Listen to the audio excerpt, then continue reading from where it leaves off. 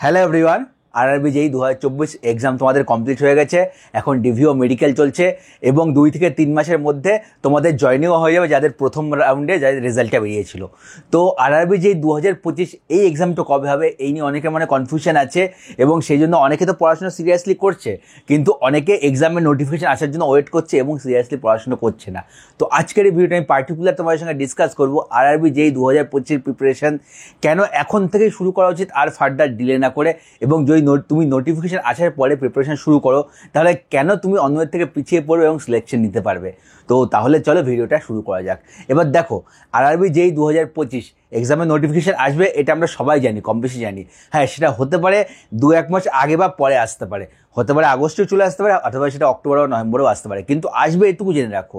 এবার যারা কিছু স্টুডেন্ট আছে যাদের সিবিটি 2024 সিলেকশন হয়নি এবং তারা সিরিয়াসলি পড়াশোনা করে যাচ্ছে, হয়তো 2-1-4 নম্বরের জন্য তাদের সিলেকশন হয়নি, এবং সেই সব স্টুডেন্টরা যারা সিরিয়াসলি পড়াশোনা করে যাচ্ছে তারা কিন্তু এবছর সিলেকশন নিয়ে বেরিয়ে যাবে।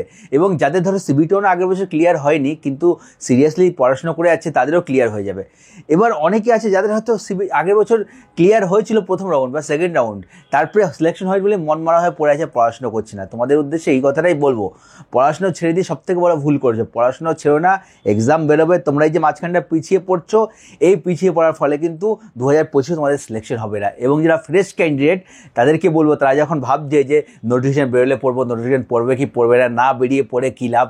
দেখো, তুমি পড়াশোনা যখন করবে আরআরবি যেই জন্য, আমি আগেও অনেকবার বলেছি এখনও বলছি, শুধু কিন্তু তোমার পড়াশোনাটা আরআরবি যেই জন্য হচ্ছে না। তুমি যখন তোমার টেকনিক্যাল পড়াটা পড়বে, সে তুমি সিভিল হও বা মেকানিক্যাল হও, ইলেকট্রিক্যাল হও, ঠিক আছে, বিশেষ করে সিভিলের কথা বলছি, সিভিলের অনেক এক্সাম হয়, ঠিক আছে, এবং সিভিলের সিলেবাস যেটা থাকে, আরআরবি যেই সিলেবাস বলো, এসএসসি যেই সিলেবাস বলো, ওয়েস্ট বেঙ্গল পিএসসির যেই বলো, এই বলো, সিলেবাস সব এক্সামেই সমান। এবং তুমি যখন তোমার টেকনিক্যাল প্রিপারেশনটা করবে তখন তুমি শুধু কোনো এক্সাম ওরিয়েন্টেড প্রিপারেশন কিন্তু করছো না, তুমি প্রিপারেশন করছো টেকনিক্যাল সাবজেক্টে। যেই পড়াটা তুমি এমনভাবে প্রিপারেশন করবে যাতে তোমার সব সাবজেক্ট কমপ্লিট হয়ে যায়, এবং সেই পড়াটা তোমাকে এখন থেকেই রেডি করতে হবে। তোমার নোটিফিকেশন আসার পরে তুমি যদি রেডি করতে চাও, হিউজ টেকনিক্যাল কোনোদিনও কমপ্লিট করতে পারবে না।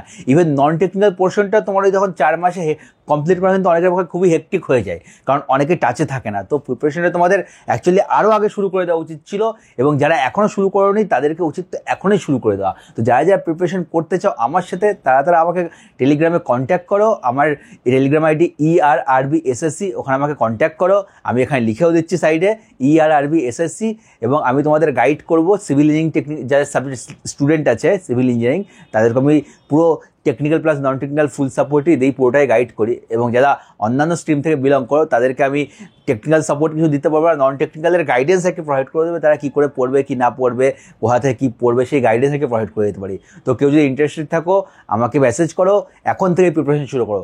আমার সঙ্গে প্রিপারেশন করতে হবে কোনো মানে নেই, ঠিক আছে, আমি জাস্ট তোমাদেরকে গাইডেন্স প্রোভাইড করবো, পড়তে তোমাদের নিজেকেই হবে। তো তোমরা যদি আমার সঙ্গে প্রিপারেশন করতে যাও আমাকে মেসেজ করো। তো দেখো কেন এখন থেকে পড়া জরুরি, ঠিক আছে।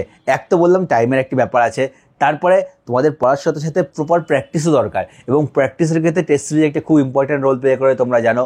তো তোমাদেরকে পড়তে হবে, সঙ্গে টেস্ট সিরিজ দিতে হবে, কখন কতটা পড়বে, কোন সাবজেক্ট কতটা পড়বে, কোন সাবজেক্ট কম পড়বে, ঠিক আছে, কীভাবে টেস্ট সিরিজ প্ল্যান করবে, এগুলো তোমাদের প্রথম থেকে একটা প্ল্যানিং করে তোমাদের একটা রোড ম্যাপ তৈরি করে নিচ্ছে, এবং সেই হিসেবে এগোনো উচিত। যদি তোমরা সেভাবে এগোতে না পারো, অনেকে টেস্ট সিরিজে ভয় পায়, টেস্ট সিরিজ দিতে চায় না, শুধু পড়ে যায়। শুধু পড়ে গেলে কি হয়, তোমার অ্যাকচুয়ালি যে তোমার অ্যানালাইসিস যে তুমি কতটা মার্কেটে এখন এক্সিস্ট করছো বাকিদের তুলনায়, বাকি তোমার কম্পিটিটররা তোমার থেকে কতটা এগিয়ে বা পিছিয়ে, সেটা তুমি কোনোদিনও জানতে পারছো না। ফাইনালি গিয়ে একটা দুটো টেস্ট সিরিজ দিচ্ছ, সেখানে তুমি স্কোর করতে পারছো না। টেস্ট সিরিজ শুধু এই জন্য না যে তোমার নম্বর কথা সে দেখাচ্ছিল, টেস্ট সিরিজ লোককে দেয় তুমি ভুল কোথায় করছো সেটা আইডেন্টিফাই করার জন্য, এবং তোমার ভুল রেকটিফাই করার জন্য, তোমার হাতের স্পিড বাড়ানোর জন্য। CBT 1 এমন একটা এক্সাম আরআরবি যেইর, ঠিক আছে, এই এক্সামের যে ম্যাথ আর রিজনিং পোর্শনটা আছে তুমি প্রপার প্র্যাকটিস না করলে পারবে না, এবং প্র্যাকটিসের জন্য টেস্ট সিরিজ খুবই দরকার। অনেকে বই খোঁজে, বই কিনতে চায়, এবং অনেকে বারবার আমাকে এখনও জিজ্ঞাসা করে যে কী বই কিনবো। আমি তাদেরকে বই কিনতে বারণ করি, তাদেরকে বলি যদি প্র্যাকটিস করতে হয় টেস্ট সিরিজ থেকে প্র্যাকটিস করো। এই কারণে প্র্যাকটিস করবে যে টেস্ট সিরিজ থেকে প্র্যাকটিস করলে তোমাদের একটা টাইমের সাথে হাত চলা একটা সেট হয়ে যাবে, ঠিক আছে, এই টাইমে এতগুলো কোশ্চেন করতে হবে, সেইটা তোমাদের প্র্যাকটিস হবে, সেটা তোমাদের বেশি দরকারি। অঙ্ক তো হবেই, তোমরা যদি RS আগরওয়াল কেনো, RS আগরওয়ালের প্রচুর কোশ্চেন আছে। RS আগরওয়াল প্র্যাকটিস করলে আজকের দিনে কম্পিটিটিভ এক্সামের জন্য তোমার সেরকম করে হাতে স্পিড আনতে পারবে না, স্পিড আনার জন্য তোমাকে টেস্ট সিরিজই দিতে হবে, ঠিক আছে। এবং এইসব প্র্যাকটিস এখন থেকে যদি পড়াশোনা শুরু না করো তাহলে ভালো করে প্রপার ওয়েতে করতে পারবে না। নোটিফিকেশন ধরো 2 মাস বা 3 মাস পরে আসলো, তখন যদি প্রিপারেশন করো হাতে পাবে হয়তো 4 মাস। 4 মাসে তুমি নন টেকনিক্যাল, বিশেষ করে যারা ফ্রেশার্স, কমপ্লিট করতে পারবে না। যদিও বা নন টেকনিক্যাল কমপ্লিট করে ফেলো, তারপরে টেকনিক্যালের জন্য আর ম্যাক্সিমাম 3-4 মাস পেতে পারো, ম্যাক্সিমাম 2.5 মাসেও পরীক্ষা হয়ে যেতে পারে টেকনিক্যাল। তো CBT 1 ক্লিয়ার হলেও CBT 2 ক্লিয়ার হয়তো কোনো রকম চান্স নেই। তো যাতে নিজের সিলেকশন সিকিউর করতে চাও, সেটা তুমি আগের বছরে রিপিটার হতে পারো যারা 2024 এক্সাম দিয়েছে, অথবা যারা ফ্রেশ এবার এক্সাম দেবে। প্রিপারেশন তো এখন থেকে শুরু করা উচিত, একদিন লেট না করে, এবং প্রপার এখন থেকে সব কিছু ত্যাগ করে ফোকাস হইতে technical plus non technical balance হইতে পড়তা উচিত।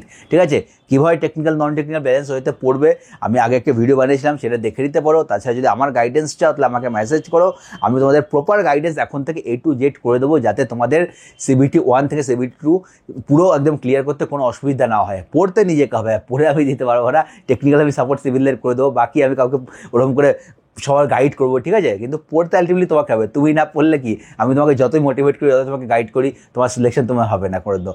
পড়তে তোমাকে হবে, তুমি যদি কথা দাও হ্যাঁ আমি প্রতিদিন 10 ঘন্টা পড়াশোনার মধ্যে থাকবো, 8 থেকে 10 ঘন্টা কনসিস্টেন্সি মেনটেন করবো, তাহলে 8-10টা মাস ভালো করে পড়ো, দেখবে 10 মাস পরে তুমি একটা চাকরি নিয়ে বেরিয়ে যাবে এবং রেলে as a junior engineer join করবে, যার মাইনে তোমরা জানো, মাইনে নিয়ে আমি অনেক ডিসকাস করি, ঠিক আছে।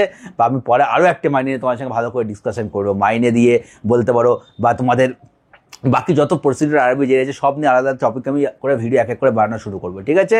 তো ভিডিওটা আমি আজকে বেশি বড় করবো না, ছোটোই ভিডিও রাখছি। কেন তোমরা প্রিপারেশন শুরু করবে সেটাই সম্বন্ধে বলার জন্য তোমাদের এই ভিডিওটা ছিল। এবং আমার সঙ্গে যদি প্রিপারেশন করতে চাও তাহলে আমাকে তোমার টেলিগ্রামে মেসেজ করতে পারো। আমি কিন্তু 1 আগস্ট থেকেই তোমাদের প্রিপারেশন নতুন জার্নি 2025 শুরু করাচ্ছি।